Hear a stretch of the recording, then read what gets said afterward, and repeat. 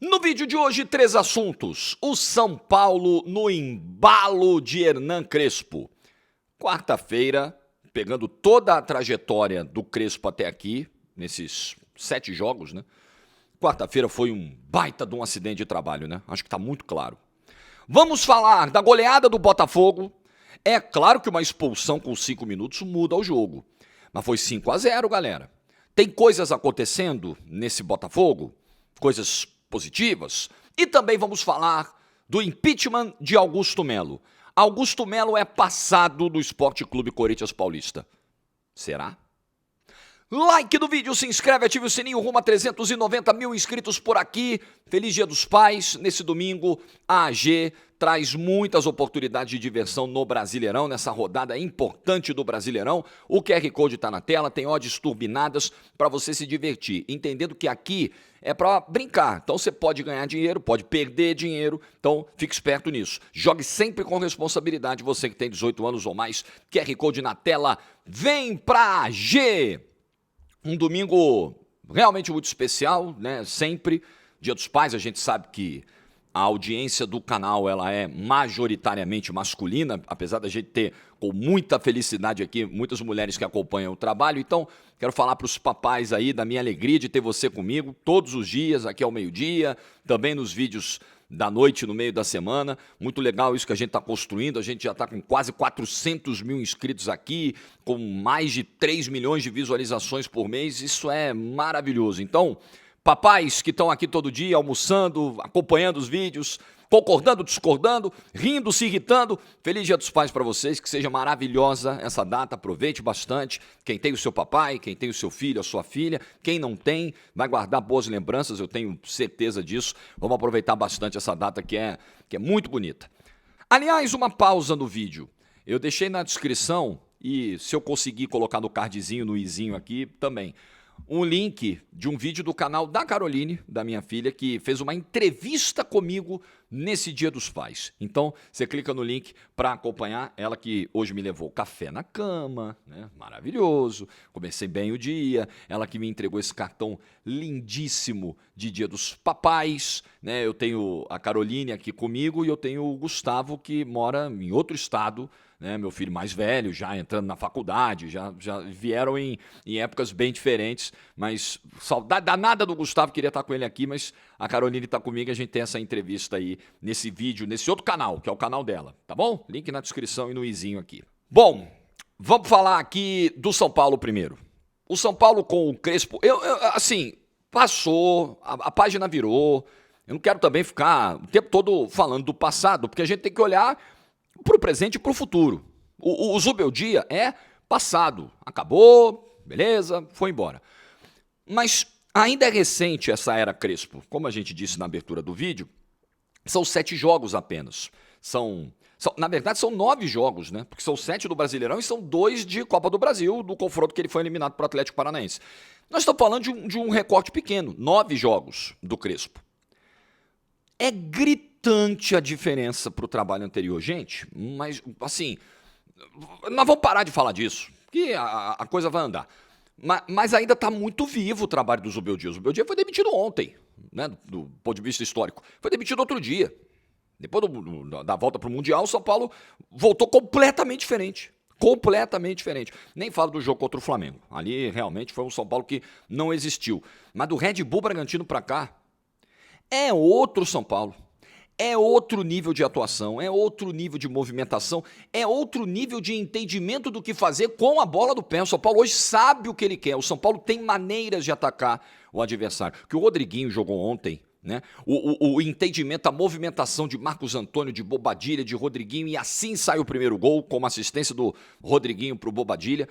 É outro São Paulo. O São Paulo do Zubeldia era um time que tinha bola, não sabia o que fazer com ela, tocava de lado, passava meia hora tocando a bola de lado e nada saía.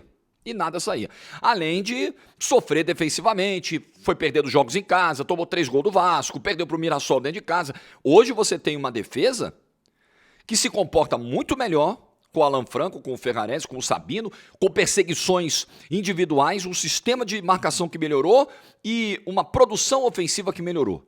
E nós estamos falando de 9 jogos.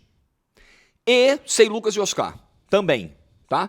Porque, o Zubeldia não tem o Lucas, não tem o Oscar. O Lucas voltou ontem. Voltou ontem e voltou cumprindo o papel mais de carregar a bola, sem tantas atribuições defensivas, numa faixa de campo mais confortável, o que é importante para ele no primeiro momento, porque esse retorno tem que ser gradual. Mas pensa no seguinte, né? O São Paulo sem Lucas, sem Oscar, nas mãos do Zubeldia, já conseguiu jogar no nível que vem jogando. Imagina com o Lucas voltando a decidir partidas, porque o São Paulo, com a volta do Lucas, ele ganha um jogador com capacidade de decidir jogo. Não que o São Paulo não tenha outros jogadores que também podem decidir, como o Luciano, por exemplo, que já decidiu jogos recentes e tal. Mas o Lucas, no elenco hoje, por tudo que já apresentou nesse retorno ao São Paulo, no impacto gigantesco que ele gerou quando chegou em 2023, por exemplo, no título da Copa do Brasil, o Lucas já se mostrou o cara para resolver jogo. Você precisa ter um diferencial, né? O Botafogo do ano passado, que a galera lembra muito como time campeão da América, ele tinha o Luiz Henrique, era um diferencial. O time era encaixado, arrumado, ainda tinha um craque. Tinha um Almada, você pode dizer também, que é outro craque. Você precisa ter grandes times. Quando tem esse cara que faz a diferença, eles se colocam num patamar acima. O Atlético Mineiro, de 2021, da dobradinha brasileiro, Copa do Brasil. Um timaço lá do Cuca, que jogava pra frente. E tinha o Hulk. O Hulk, no talo. O Lucas é esse cara. O Lucas é pro São Paulo, que esses caras... Pode ser pro São Paulo até em termos de título esse ano, quem sabe. Ele é esse cara. O que esses caras representavam para os times deles, o Lucas representa para o São Paulo. Então é uma volta muito importante. O São Paulo termina o primeiro turno com 7 vitórias no campeonato. 5 nas mãos do Crespo, gente. 5 vitórias nas mãos do Crespo. Quarta-feira, tá claro que foi acidente de trabalho. Tem a expulsão do Rafael com 3 minutos, que muda tudo. Eu acho que eu falei rapidinho só, né, no vídeo da quinta, porque eu não vi o jogo totalmente na quarta, né? Vi melhores momentos, li o que aconteceu, mas não pude fazer uma análise completa, profunda do jogo, porque eu estava para narrar Palmeiras e Corinthians e já estava ali na preparação para o jogo. Os jogos foram colados e, infelizmente, não deu para fazer um vídeo disso. Mas o lance da expulsão do Rafael, ele é bizarro, né? É um erro de marcação, assim, que muda jogo, que muda um classificado. Esse é o problema, né? A arbitragem, ela tem o poder de destruir o trabalho. Não estou dizendo que ela fez isso dolosamente, não. Mas ela destruiu o trabalho do São Paulo na Copa do Brasil. São Paulo perde um goleiro com 3 minutos, tem que jogar esse tempão com 1 a menos, a vantagem era mínima, perdeu o jogo perdendo os pênaltis.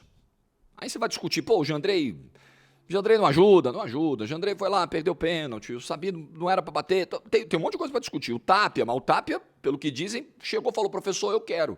Aí como é que você faz nessa hora, né? Mas enfim, ponto fora da curva. A eliminação para o Atlético Paranaense, assim, você pode afirmar tranquilamente, diante do que vimos nos 9 jogos do Crespo, a eliminação para o Atlético Paranaense foi algo totalmente fora da curva, algo que pode acontecer em competição mata-mata. Pode acontecer. Um lance, um erro de arbitragem, uma bola vadia, uma falha individual, uma noite ruim, pode acontecer. Mas não é o padrão do São Paulo. A eliminação de quarta foi meio bizarra, assim. Foi um negócio meio... Sabe aquelas tragédias que você fala, o que é isso, gente? Ninguém estava esperando. Mas ela não é a assinatura do trabalho do Crespo até agora. Pode ser que esse trabalho caia e o São Paulo tenha mais atuações e frustrações no nível de quarta-feira. Pode ser. Mas não é o que eu vejo hoje. É fotografia. Falo muito disso aqui. O futebol tem essa coisa de a cada 2, 3 semanas a gente está revendo posicionamentos. Eu passei as últimas semanas, por exemplo, falando de Palmeiras. Não, gente, não dá para abrir mão do maior técnico do futebol brasileiro dos últimos 5 anos, que é o Abel Ferreira. Fui pregando isso aqui. Hoje eu já tenho dúvida. Ontem eu já fiz um vídeo dizendo, olha, talvez o melhor seja não renovar o contrato no fim do ano. Porque as condições vão mudando, os desgastes vão aumentando, vão piorando, ou as soluções vão sendo encontradas. No caso do São Paulo, soluções foram encontradas pelo Crespo. E, rapidamente, assim, o jogo de ontem, são 25 minutos de o São Paulo começando bem o jogo, atacando, criando oportunidades, faz o gol relativamente cedo, né? Nessa excelente movimentação dos seus homens de meio campo. No final do primeiro tempo, o São Paulo entrega mais a bola para o Vitória. E aí o Vitória sem muita qualidade para fazer alguma coisa, sem ameaçar tanto assim. o gol do São Paulo. Segundo tempo, o São Paulo tem uma melhora com as entradas do Luciano e do Lucas, tem bola no travessão do André Silva. O André Silva tenta, né, gente? A gente sabe que ele tem um teto. Ele tenta, cara. Primeiro tempo, assim, ele tava quebrando, não conseguia fazer um pivô, tava difícil. Segundo tempo, ele conseguiu dar uma escorada, depois foi pra área, mandou uma bola no travessão. Ele luta pra caramba. Mas a gente sabe, existe ali um teto que ele não vai conseguir superar. Não tem jeito. É o que o São Paulo tem pro momento. Caleri fora, Rian Francisco fora, não vai ter grana para contratar. Chegou ninguém, né, galera? Chegou o TAP aí. Não tem. O Crespo vai com isso aí. E ele já chegou sabendo que era isso que ele teria, né? Então é um jogo em que o São Paulo, e aí sai o segundo gol do Sabino, que dá a tranquilidade definitiva, mas é um jogo seguro do São Paulo. Você pode dizer tranquilamente que foi uma atuação muito tranquila, muito segura. Ah, mas era o Vitória. Mas é isso aí, amigo. Era o Vitória? Então tá bom. Então nós vamos ganhar do Vitória. A gente vai se impor. A gente vai mostrar a nossa qualidade. E foi isso que o São Paulo fez. Um belo trabalho do Crespo. Confiança lá em cima para viajar para Medellín para o jogo terça-feira contra o Atlético Nacional da Colômbia. E essa posição de tabela do São Paulo, nesse momento, 7º colocado, com 28 pontos, eu acho que ela traduz muito... Eu acho, né? Ela traduz com certeza muito melhor em pontos o que o São Paulo é em qualidade. Sim, muito melhor do que era o 10º lá vai com o Zubeldia, né? E ela mostra bem como o trabalho anterior era ruim. O Crespo chegou, botou o São Paulo na porta do G6. Tá praticamente dentro do G6, né? É que ele perde nos critérios de desempate para o Mirassol, que também tem 28 pontos. É aí, ó. A briga do São Paulo no Brasileiro, para mim, é aí. Não é para título. Não é com o Flamengo, não é com o Cruzeiro, não é com o Palmeiras. Talvez Botafogo, se embalar. Eu acho que a briga do São Paulo é G6 e até G4. Até pensar numa vaga direta. Essa é a briga. E o São Paulo, com a lição que todos aprendemos do Atlético Mineiro de 2024, tem que se manter, se ele quiser focar, Libertadores. Beleza. Nossa obsessão é a Libertadores. Não tem mais Copa do Brasil, então são 6 datas que caiu nas oitavas. São 6 datas a menos até o fim do ano. 6 datas de respiro, enquanto estiver rolando a reta final da Copa do Brasil. São Paulo vai conseguir dar esse descanso em algumas semanas, certo? Ele vai focar na Libertadores. Ok, é isso aí. É a chance mais real de título para o São Paulo? Sem dúvida. Acho que é a única. Acho que não dá para Brasileirão. Mas é preciso continuar pontuando no Brasileirão e correr atrás dessa vaga de Libertadores nas duas frentes. E não só para obter a vaga, é para não dar ruim. É para não terminar em tragédia, como quase terminou o Galo no ano passado. Então é isso aí. É o São Paulo onde ele tem que estar próximo hoje. Hoje é um campeonato de acordo com a realidade do São Paulo. O campeonato até a pausa não era. Muito bem. Deixa eu falar aqui do Botafogo, que ontem goleou o Fortaleza. Bom, camarada é expulso, o Gustavo Mancha, com 5 minutos de jogo. Bem expulso pelo Daronco, na minha opinião. Depois o VAR chama e fala, não, mas ele não pega em cheio a canela. Cara, ele assume o risco, ele vai com a perna do jeito que foi, pega o Danilo. Se o Danilo não pula, poderia ter tido uma consequência muito pior. Então, era para expulsão, bem expulso, corretamente expulso o Gustavo Mancha. Perfeito. E a partir daí, o Botafogo vai controlar o ritmo do jogo, é normal, você tem mais qualidade, você está pegando o adversário absolutamente desesperado, em crise, na antepenúltima colocação do campeonato, com a torcida ali em cima, e aí você vai jogar 85 minutos com um jogador a mais. Aí, com mais qualidade que você tem, a qualidade do Botafogo foi aparecendo. O Marçal fez o primeiro gol na bola parada. O Botafogo ontem precisou jogar com o Marçal de zagueiro. Já aconteceu em situações emergenciais no ano passado, precisou acontecer de novo. E com o David Ricardo. Porque Barbosa fora e Pantaleão machucado. Barbosa suspenso. Então, não tinha como. Mas isso nem foi um problema, porque o Fortaleza não conseguiu atacar o Botafogo. E aí a gente fala, pô, tudo bem, né? 5-0 porque teve um jogador a mais. Claro que isso contribuiu. Mas vamos lá. Dos 5 gols do Botafogo, 3 saíram de lance de bola parada. Onde, como nós falamos aqui no vídeo da quinta, pós-derby, onde você consegue diminuir um pouco o impacto da perda de um jogador. Da inferioridade numérica. Você posiciona todo mundo, você coloca todo mundo dentro da área. E mesmo assim, o Fortaleza tomou 3 gols, cara. Nessas condições que tomou. Então, é uma vitória muito madura, de novo, do Botafogo. Um time que foi fazendo seus gols E isso é uma coisa que eu valorizo, tá? É uma coisa que eu gosto no futebol. Ah, não, o adversário tá ferrado, com um a menos, tadinho. Vamos segurar. Não, não é para segurar, não. É para continuar no ritmo. É para fazer saldo. Saldo é importante. É para ganhar confiança com cada gol que for saindo. Né? Ontem, o Nilton mandou uma bola na trave. Ontem ele não estava numa jornada muito legal. É um gol para o camarada tentar fazer o golzinho dele, pegar confiança. O Matheus Martins entrou, fez o golzinho dele, importante, pegar confiança. É o time, eu acho que é o jogo para você poupar no seguinte sentido. Eu vou começar a tirar a galera que está mais, assim, mais desgastada, mas tô pensando no jogo do meio de semana. Aí ele tira o Vitinho, aí ele tira o Savarino, ele tira o Montoro no intervalo. O jogo já estava 3-0. Até aí você fala, tá bom. Beleza, o jogo tava 2, né? Falei, tá bom, show, o resultado tá tranquilo, vamos lá. Mas quem entra tem que tentar manter a rotação do time.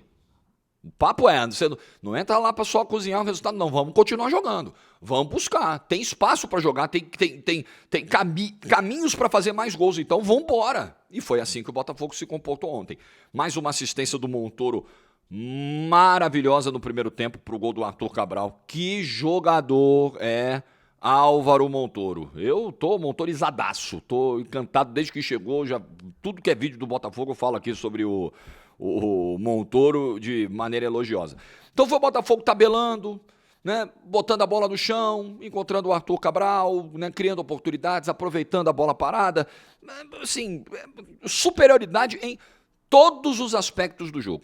Todos os sentidos do jogo. Quando o Fortaleza tenta fazer uma pressãozinha no início do segundo tempo, o Botafogo segura, neutraliza, vai construindo a sua goleada, vai mantendo pressão alta, aquilo que a gente falou, do que eu valorizo quando o time já está goleando, continua mordendo, continua intenso, continua marcando alto, e assim fez o Botafogo ontem na sua maior vitória como visitante na história do Campeonato Brasileiro. Impressionante, né?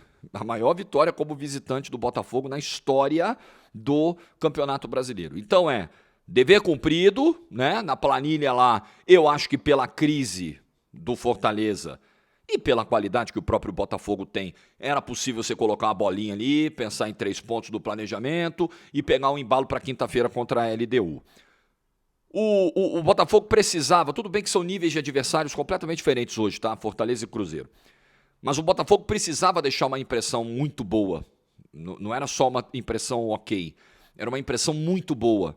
Porque o que aconteceu contra o Cruzeiro foi um negócio assim, muito assustador, porém não surpreendente, tá? Quem tem visto os vídeos aqui no canal já ouviu essa minha opinião. As intercorrências do trabalho do David Ancelotti mostradas até agora são absolutamente normais no contexto de início de trabalho e início de carreira. São duas coisas ao mesmo tempo. É o começo de um trabalho novo de um camarada que nunca foi treinador, extremamente jovem, 35 anos, com um elenco que ainda está ganhando jogadores estão se incorporando, chegando ao Botafogo. O Cabral chegou no meio do Mundial, o Corrêa também acabou de chegar. Então, você tem essa nova realidade, você foi perdendo titulares, o Jair foi embora, o Igor Jesus foi embora, o Danilo acabou de chegar, né? Tudo isso, ontem primeiro jogo dele titular no Brasileiro. Então, é normal. Normal o time fazer um muito bom jogo contra o Red Bull Bragantino e no jogo seguinte oscilar contra o Cruzeiro. O problema é que não foi uma mera oscilação, foi uma partida terrível, talvez a pior do ano ou a segunda pior do ano, só perdendo para a Supercopa com tranquilidade. O Botafogo foi amplamente dominado pelo Cruzeiro 90 minutos. Não sabia o que fazer, nas cordas o tempo todo. No segundo tempo tem um momento que o Cuiabá não entra, o time cria um pouco mais, mas assim, amassinho, tá? O Léo Jardim pegou o Ancelotti, dobrou, botou no envelopinho, botou no bolso. Normal. O Botafogo quis esse caminho, um caminho que é difícil, mas o Botafogo tem a seu favor a qualidade dos seus jogadores. O Botafogo errou pra caramba no planejamento para esse ano. Textor foi extremamente negligente com o primeiro semestre do Botafogo, ou os primeiros 3 meses do ano, primeiro trimestre do Botafogo. Foi uma piada o que fez o Textor esse ano, uma piada, mas chegaram reforços interessantes ao longo do ano e o time tem qualidade para brigar por mais. Tem, não tenho dúvida que tem. Eu tenho dito isso aqui também. Não descartem o Botafogo dos títulos desse ano. O Botafogo está entre os 8 melhores da Copa do Brasil, o Flamengo já caiu, o Palmeiras já caiu, o São Paulo já caiu, você tem um caminho, em tese, um pouquinho menos dolorido para tentar ser campeão da Copa do Brasil, e você tem uma Libertadores da América no radar, onde o Botafogo é competitivo. O Botafogo é melhor do que a LDU, imagino que passe, né? Por mais que tenha que decidir fora. Então não descartem, porque qualidade tem. Agora, o planejamento não ajudou muito, né? O Botafogo não se ajudou muito para esse ano, infelizmente. Mas grande vitória, hein? Excelente vitória ontem, fora de casa. Bom, vamos falar aqui de Augusto Melo rapidamente. Ontem, os sócios do Corinthians decidiram pelo afastamento do presidente Augusto Melo. E agora, o Conselho Deliberativo vai eleger o novo presidente do Corinthians. Então, agora é uma eleição mais restrita, né?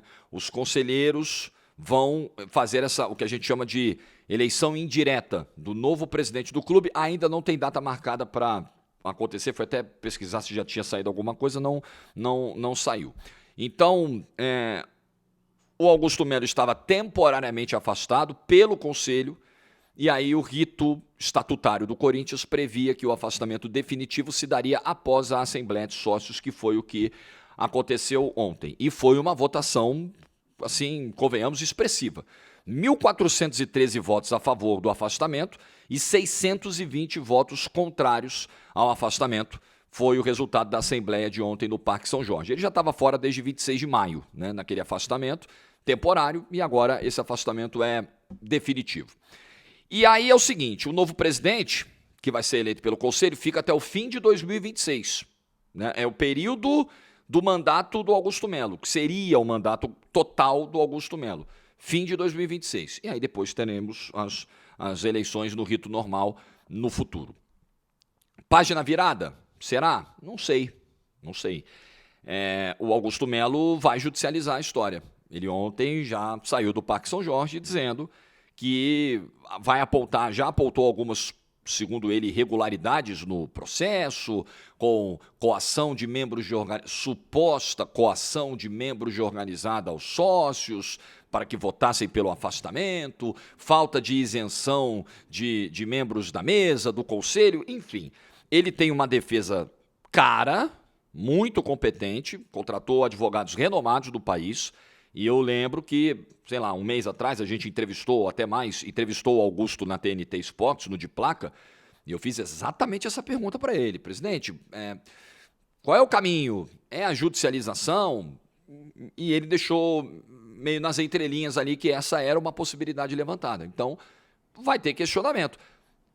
E aí é por isso que eu pergunto o será, porque quando o caso vai para a esfera da justiça, vai para a justiça comum, você está sujeito a uma liminar a qualquer momento, a uma decisão de primeira instância. Eu acho as condições do Augusto muito difíceis, tá? Muito difíceis, até porque, paralelamente, ele está sendo não só indiciado, ele agora virou réu por associação criminosa, lavagem de dinheiro, furto qualificado, acusações gravíssimas. Ele agora é réu, ele será oficialmente julgado, ele é formalmente acusado desses crimes, e eu acho que isso piora as condições de defesa do Augusto Melo. São acusações muito pesadas. Mas ele tem caminhos técnicos dentro do direito, ele enxerga, seus advogados enxergam caminhos técnicos para questionar isso na justiça. E a justiça está aí, né? O Poder Judiciário está aí para resolver litígios, para responder questionamentos. É legítimo que o Augusto faça o uso do Poder Judiciário para tentar reaver o que ele considera direito dele. Só que isso tem um risco de paralisar o clube. Imagina, ele consegue uma decisão judicial para retomar o cargo, aí volta, aí vem aquela cena se repetindo de novo, aquela cachorrada toda, os caras batendo boca na mesa, é você, sou eu, não, eu tenho que estar aí, sai você da cadeira, não, daqui eu não saio. Será que isso vai acontecer de novo? A gente não sabe, a gente não tem como prever o curso de uma ação judicial. Não tem, não dá. Dá para você apontar caminhos, possibilidades, e uma das possibilidades é essa. É o Augusto Melo continuar rondando a política do Corinthians por um clube, por um tempo. Eu, particularmente, acho que assim, essa página tem que virar. Eu acho que mais preocupado, aí é uma visão que eu tenho, e o Augusto pode ter uma visão completa, quem sou eu também para querer dizer o que o cara vai fazer da vida. Mas, assim, aí é uma decisão do Augusto. Mas eu acho que nesse momento o mais importante é preparar a sua defesa, né? Acho que nesse momento o mais importante é se defender no âmbito judicial das acusações que são seríssimas. Seríssimas. Né? Depois do pedido do Ministério Público, do indiciamento da Polícia Civil, acho que esse deveria ser o foco e não o poder do Esporte Clube Corinthians Paulista. Mas, enfim, eu acho que o simples fato de ter essas acusações recaindo sobre si já piora muito as condições em termos de desgaste de imagem para o cara continuar atrelando essa imagem ao clube. Acho péssimo. Acho que quanto mais afastado ele estiver do clube, melhor. Para o clube. Para o clube, nesse momento. Até que ele prove a justiça, até que ele prove a inocência dele. Pô, Jorge, mas aí se comprovar no final do processo que ele era inocente, ok, mas é o custo de uma acusação como essa, não tem jeito. Até você limpar a tua imagem é complicado. É complicado. Mas ele tem todo o devido processo legal para isso. À sua disposição. Depoimentos, coleta de provas, um amplo direito de defesa. Ele vai ter. Ele vai ter. Agora, legal, é uma página virada, é importante que se vire essa página. Mas não nos esqueçamos de que a política do Corinthians, infelizmente, está repleta de pessoas que não se mostram capazes de mudar o panorama. Basta ver, inclusive, o último pleito. O concorrente do Augusto Melo era o André Negão. Meu irmão. Vocês viram o debate na Gazeta? Era o ruim e o péssimo. Era o horroroso e o pavoroso. Augusto Melo e André Negão, galera. Era esse o nível da disputa eleitoral do Corinthians. Virá algo desse tipo aí, provavelmente. A política do Corinthians hoje ela não te oferece possibilidades. Você fala, vai cair no colo da renovação e transparência de novo? A mesma gestão que manteve o Corinthians durante 16 anos nessa situação, que aumentou a dívida do Corinthians, a mesma gestão que agora, supostamente, teria usado o cartão corporativo do Corinthians para coisas não muito relacionadas ao dia a dia do clube, como Tadalafila, como Babyliss para cabelo, supostas notas fiscais frias para um mercadinho que sequer existiria na Zona Sul, a 40 quilômetros do clube.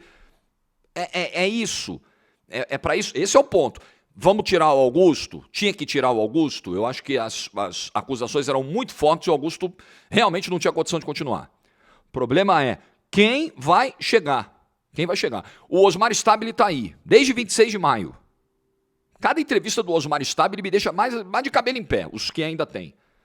Assustador o nível, o quão raso é o nível para apontar caminhos para resolver os problemas do clube. Então, o problema está aí. O problema do Corinthians ele é muito grande. O problema político do Corinthians é muito grande. Então, vamos ver o que será dessa... Quando vai ser marcada essa votação pelo Conselho, quem vai ser apontado como novo presidente, aí a gente vai ter uma ideia, né, de quem é que está mais forte nesse momento, né, politicamente no Corinthians, se houve alguma composição de alguma forma, enfim, o nome escolhido pelo Conselho vai nos dar algumas direções aí. Mas o Corinthians, nesse primeiro momento, tinha que virar a página Augusto Melo. O problema é virar a página Augusto Melo e voltar 10 páginas atrás na página Renovação e Transparência. Aí eu não sei se muda muito. Aí é o mudar para ficar igual. Esse risco, infelizmente, o Corinthians ainda está correndo. Bom, vídeo feito nesse domingo dos pais. Que seja um domingo abençoado, maravilhoso. Obrigado por estar aqui comigo nesse almoço. Like no vídeo, se você ficou até o final. Juízo e tchau.